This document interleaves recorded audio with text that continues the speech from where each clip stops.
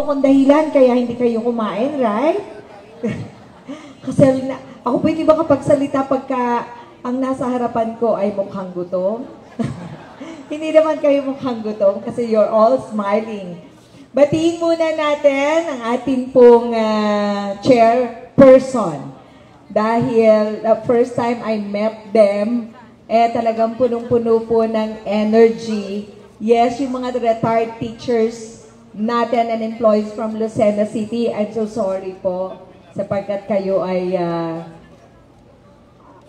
hindi naman nautusan kung hindi nakita ko na they're very eager talaga to reach all our retired teachers. At pop up lang po yung idea na, ma'am, bakit po kaya, paano po kaya baka po pwede natin isali yung mga lahat po ba? Medyo malaki-laki po yung ating lalawigan. Tayo po ay 39 municipalities, 1 highly urbanized, and 1 component city. So 41 all in all. I didn't realize na ginawa na pala nila as in nagpupunta sila sa Infanta para makipag-meeting yung pinakamalalayong bayan. At finally, ang 2nd District, palakpakan po natin Dr. Amelita Balagtas at mga kasamahan po nila. Lahat ng officers natin. And nakapagtalaga ng officers from 2nd District, binabati po natin ang ating Pangulo, si Ma'am Beatriz, no? Maraming salamat. Pero, itong araw na to historical din natin na masasabi. Kasi I guess, itong unang pagkakataon, nagsama-sama kayo lahat. Tama po ba? Yan. Babatiin ko lang po yung aking kabalikatan sa paglilingkod dito po sa ating lalawigan. Kasalubong ko po, alis na siya. Alam niyo po kung bakit. Meron pa pong pasyenteng naghihintay sa kanya sa Candelaria na mga tatanggalan ng bukol. Ay, umakyat lang siguro po and maya mabilis ang e-exit. Ganyan po ang aming tandem. Talagang paspasan kami. Palakpakan naman natin, Dr. Kim Tan. Akin po yan na panganay na anak, hindi addition, kung hindi ever since partner ko, all my children in service, no? Di lang po nakasama, but may atas po ako, may inutos po ako sa aking kapartner. Palakpakan din naman natin si Vice Governor Third Alcala. Nandyan po siya sa Southern Luzon Command. Ako supposed to be ang pupunta po doon. But sabi ko, nako, hindi ko po pwedeng hindi pupuntahan ang ating mga retired teachers in 2nd District and mga kasama na employees. Ano ma'am?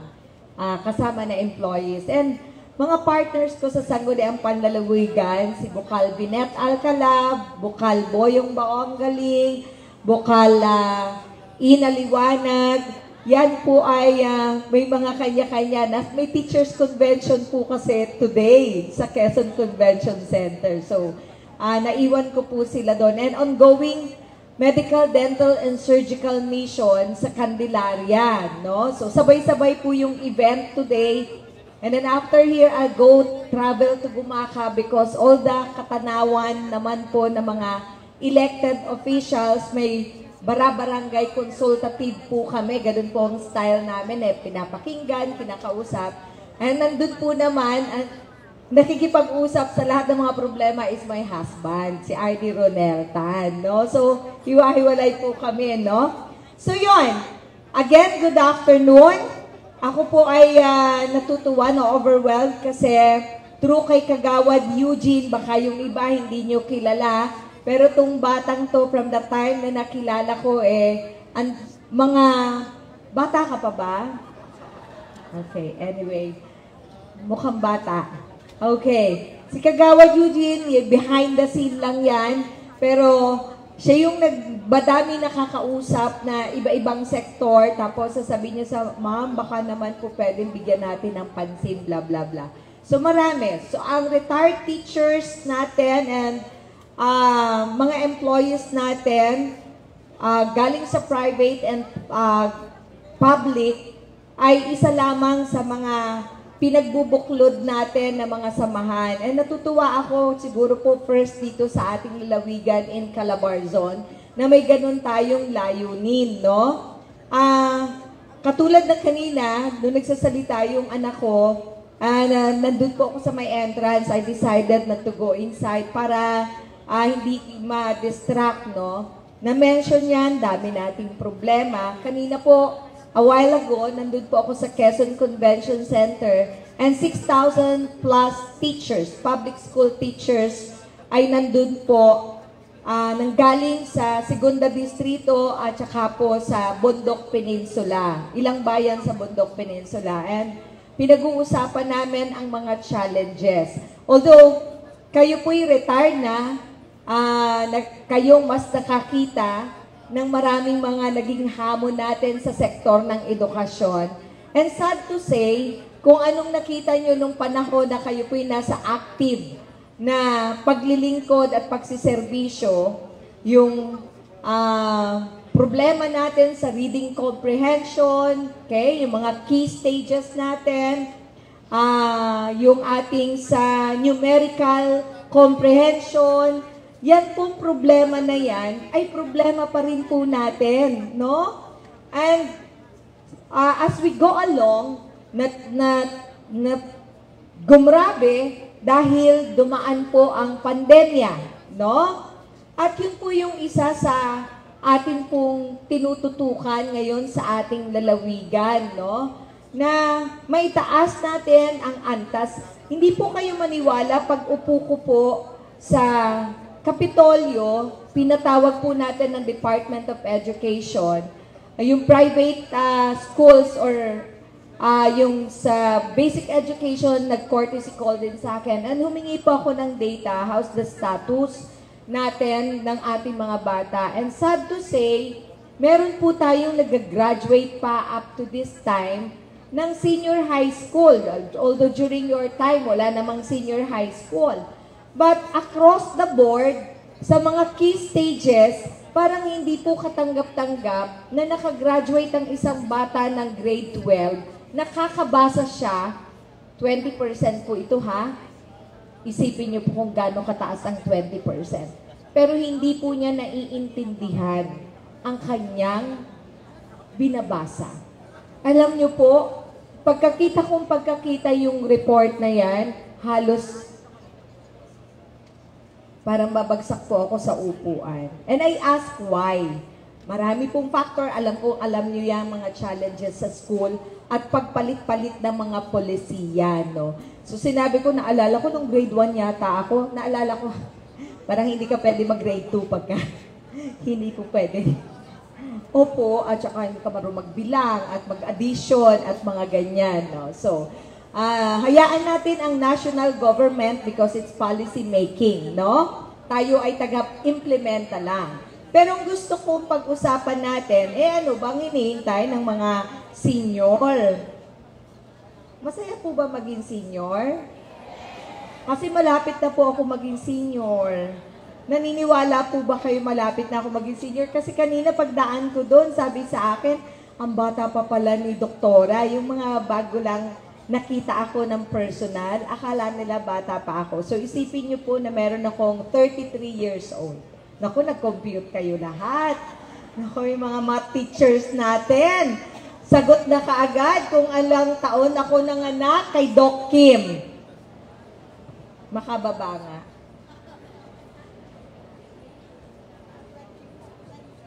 Naku, wag na mag-compute.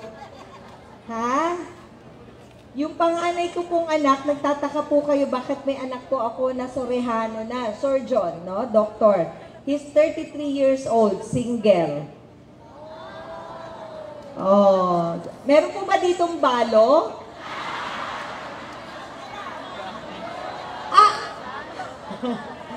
Ha? Hindi po, baka po malay nyo kasi single, ay malay nyo, ay isa sa inyo pa lang aking mamanugangin. O ba meron pong ganun, di po ba? Okay. So, he's 33 years old. Oo, malungkot naman ako doon. Naku, ayan na. Did you know na naging anak ko si Doc Kim, nag-aaral po ako ng college. I was 19 years old. Oh, si ma'am nagko-compute, sabi niya, 55 ka na kasi ayaw niyang sabihin na ako'y maagang lumandi. O yan. So, I'm turning 53. Right? I'm turning 53 sa October 1. Oh. Nalaman niyo tuloy. So, Saint Therese po ako, no? Saint Therese. So, sa ating mga, bawal sabihin nakakatanda, no? Mga young looking or young at heart na mga retired teachers. Una muna, syempre, I'm thankful. Alam niyo po nung, kahit hindi pa po ako pumasok sa politika dahil doktor ako, common na na-encounter ko po sa ospital ay mga may edad na, no? Na nagkakasakit, no?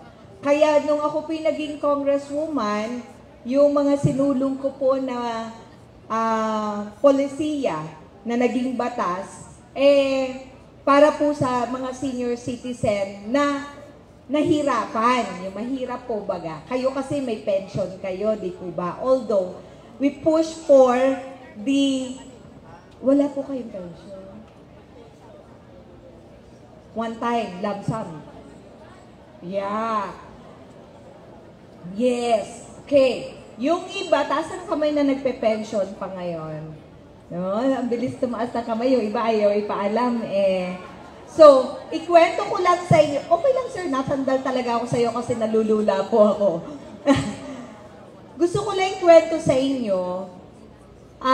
Although hindi kayo ang nakinabang, somehow may kilala kayo o kamag-anak na nakinabang nito. Kung konti nakakaalam nun, but sa distrito ko po, alam na alam nila to.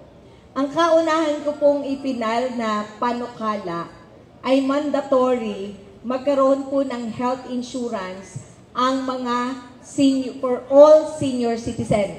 It's entitled Mandatory PhilHealth nakalimutan ko yung title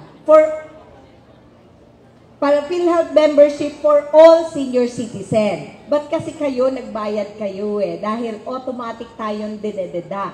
Pero hindi nyo alam, mas marami po ang hindi po nagbayad. So, pag nagkasakit sila, walang na sasandalan. So, naging batas siya. Kaya po ngayon, automatic, basta nag-60 ka, walang anak na nagsubsidiya sa'yo, hindi ka nakakabayad, yun po'y automatic pag nagkasakit na member siya ng PhilHealth. Okay? But, may second po akong amendment sa Senior Citizen Act. Okay? Nakarating po yan ng Senate. Yung baguhin ang definisyon ng indigent senior citizen. Tama po? So which I think you will all agree na pagka nagkaedad ka, hindi na po pinag-uusapan kung ikaw ay professional o hindi. O kung ikaw ay may pension o wala. Tama po? Ang pinag-uusapan is that merong mabigat na pangangailangan beyond doon sa kapasidad natin. Tama po? Okay. So, thank you po. So, I push for that doon sa Senior Citizen Act.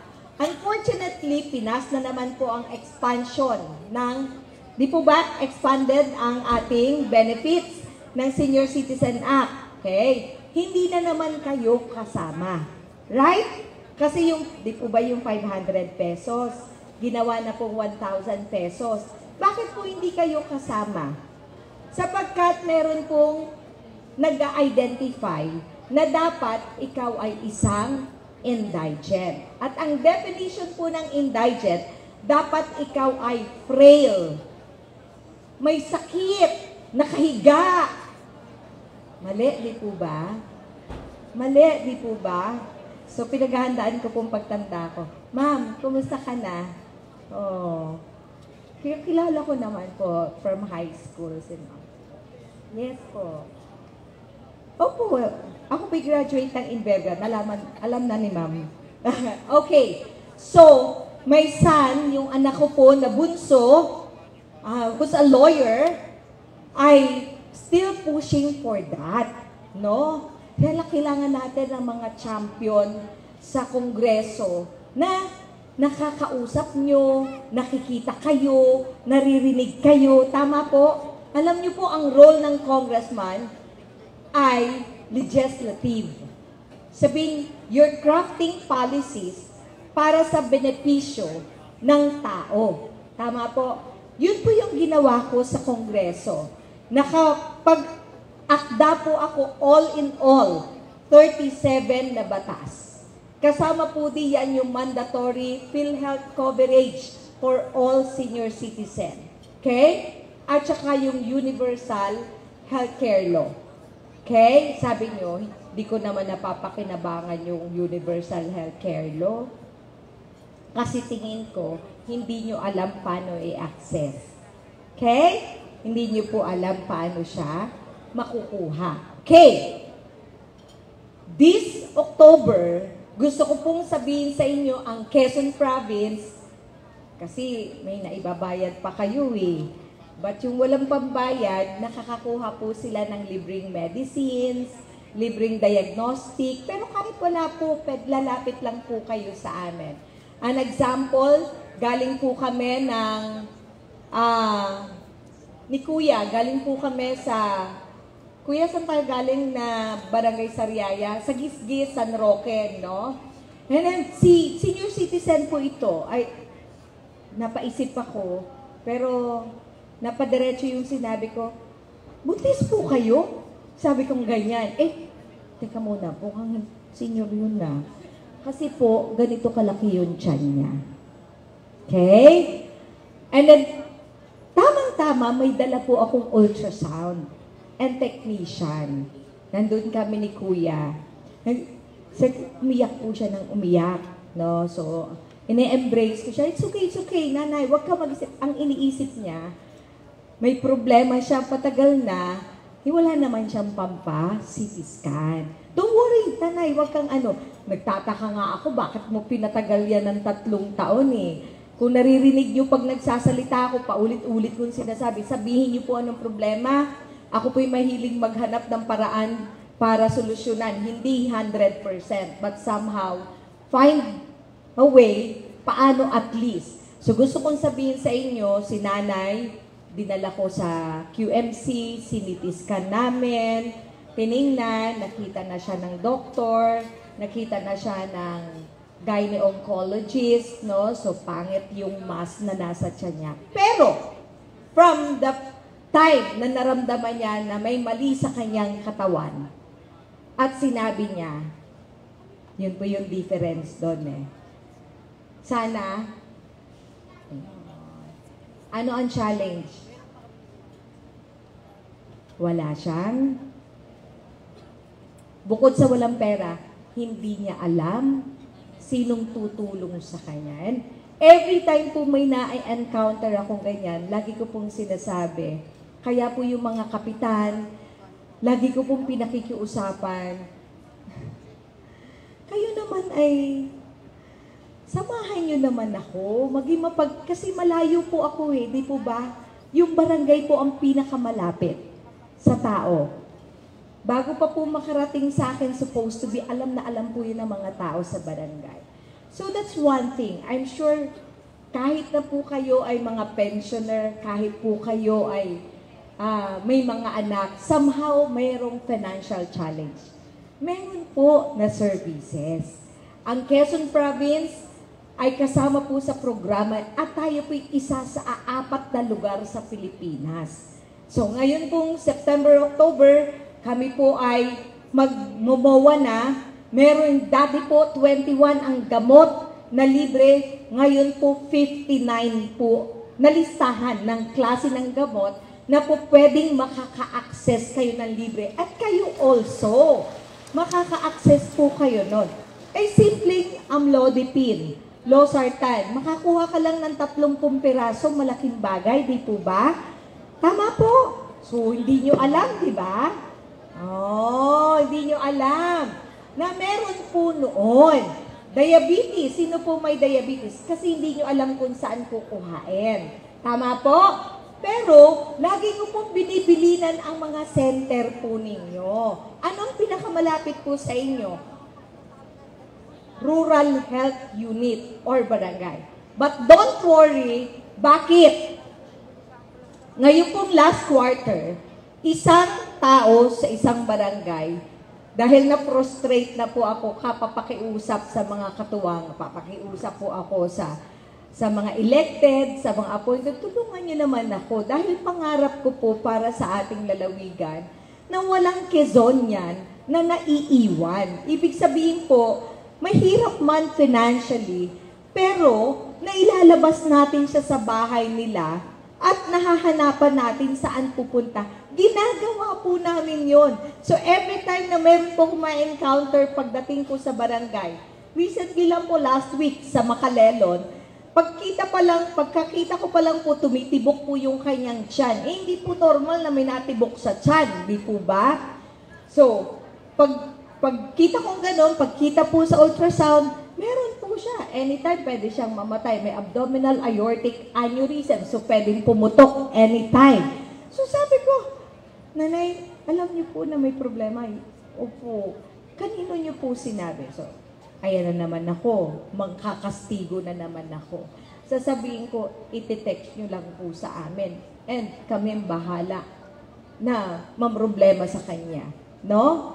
So, sinasabi ko sa inyo ito kasi para alam po ninyo na yun ang ginagawa natin sa ating lalawigan, no? So, sa ating lalawigan, hindi na po dahilan na mahirap ka. Maaring hindi po perpekto ang aming mga serbisyo na ibibigay. For example, Quezon Medical Center.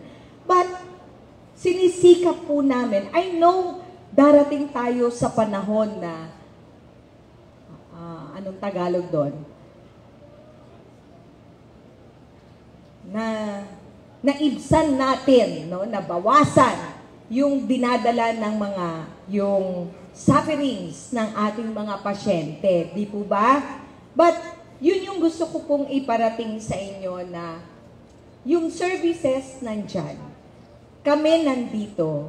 All you need to do is tanungin papaano. At syempre, doon sa mga katulad ng Universal Healthcare Law, kung may gusto kong makinabang doon, mauna ang mga taga Quezon. Bagaman, yun po'y pangarap ko para sa lahat ng Pilipino. Kasi alam ko po kung gaano ka poor, very difficult to access health services. Tama po, in our country. Kahit may pera ka po. Yes po. Kahit may pera ka po. Kaya po yung nagrereklamo sa QMC na pumipila sa ER, sabi ko sa kanila, alam niyo po ba, pag ako'y pupunta ng emergency room sa Medical City, I have to fall in line. I have to wait. Okay? Magpapasisiskan ako, pipila din. It's private. Di po ba? So, yun po yung pangarap namin. Ako personally, I'm sure si Doc Kim, may children, at lahat ng kapartners ko po sa pamahalaang panlalawigan, na yun ang maibigay. Magbago ang pananaw, ang experience. No? And by the time na masabi nating nagbago ang experience, kayo magsasabi na naging successful kami. Okay? Hindi ko pwedeng i-claim na successful kami kung hindi sinasabi ng tao na ang ganda, ang sarap tumira sa ating lalawigan. Tama po? Yan. So, in ending, kasi alam kong gutom na kayo, ilan po ang tingin nyo sa akin? May 3 dito, Kagawad Eugene. Bigyan mo kagad ng 3 si ma'am. Pa-lunch na tayo, please. Okay. Nawala yung sasabihin ko. Pangwakas na po, pangwakas para sa inyong lahat, no? Alam ko na you're all parang, syempre, may nalabas po sa inyo ng bahay, kailangan ng asiste ng anak. Tama po ba? Kayo po ay may mga gustong puntahan. Etong samahan na ito ay pwede pong maging avenue ninyo para sa pinagsama-samang mga inisyatibo para yung hindi lang po kayo magsasabi sa akin na high blood kayo, may problema, but to be an instrument also. Kayo mismo ay maging instrumento din. Kasi sa inyong barangay, ang teacher ay iginagalang at inirerespeto. Tama po ba? Alam niyo po, ang lolo ko ay maestro. Ang tawag ng unang panahon, tama po ba? So maestro. So sa barangay namin, mahirap lang po kami, lolo ko lang po yun. Hindi po ako yung ano. Yung lolo ko po yung maestro. So sa barangay namin, doon, nakalakihan ko po na grabe po, para po siyang dato na nag-guide in all decisions. Kasi siya lang po ang nakapag-aral doon sa barangay po namin. Mahirap lang po yung barangay namin. No? And then, pangarap po ng nanay ko maging teacher ako. Kasi hindi po siya naging teacher. Mga kapatid po niya ay teacher. Hindi po siya nakapag-aral. Okay? Kaya po ang una kong kurso, BSED, sa Sacred Heart. Kanya lang, huwag kayong magagalit sa akin. Nakikita ko po yung tito ko, tsaka yung pinsan ko, pag gumagawa po ng lesson plan, tsaka yung pag nagsusulat po ng may mga ganon-ganon. So, yan po. Sabi ko, naku, hindi ko yata kaya maging teacher. I know, tanong niyo po kay Kim. I know, nag-aaral po siya, hindi ko kaya. Kawawa po siya sa akin. Kumuha po ako ng tutor. That's why I know. Kasi ako, pag doktor, kakausapin lang kita. Di po ba? Alam ko na ano ang mga pwedeng sakit ni nanay. Yung teacher, transferring the knowledge is very difficult. So, kakahiyaman, hindi po ako nagturong magbasa sa aking mga anak. Tsaka magsulat. O, alam niya yan, hindi ako pwede magsinungaling. Kasi, ang hirap talaga, ma'am. Tinry ko po talaga, pero hindi ko po kaya maging teacher, ma'am. Doktor na lang po. Opo, very difficult magturo ng anak, no? So, but, kahit hindi po ako naging teacher, siyempre, yung pagtangi at pagmamahal at pagrespeto sa mga guro. Kaya nga sinasabi, paulit-ulit, unsung heroes, diba? Okay? So, sa inyo pong lahat, nandito lang po ako. Kain na po tayo. Kagawad Eugene, pakainin na natin sila. Kagawad, may pagkain ba tayo? Wala. Kasi pag wala, Diyos ko po Lord, talagang kakasuklaman nila kami. Hindi pa ba? Nabala ko yun, tapos wala palang pagkain, no? Sige na, serve na natin. So, congratulations po sa ating po mga retired teachers na nag-initiate po nitong lahat na to. Okay, ito na, wakas na po talaga ito. Thank you. Kayo po ba'y bumoboto? Okay. Hindi po ako mangangampanya sa inyo. Ito. You know, ang dami nangyayari sa bansa natin. Right? Ako po ako yung tao na masyado kong dinidibdib ang and I really pray.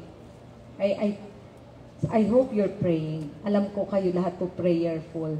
Pero isama niyo po pagre-rosaryo ang ating mga namumuno, ang mamamayan.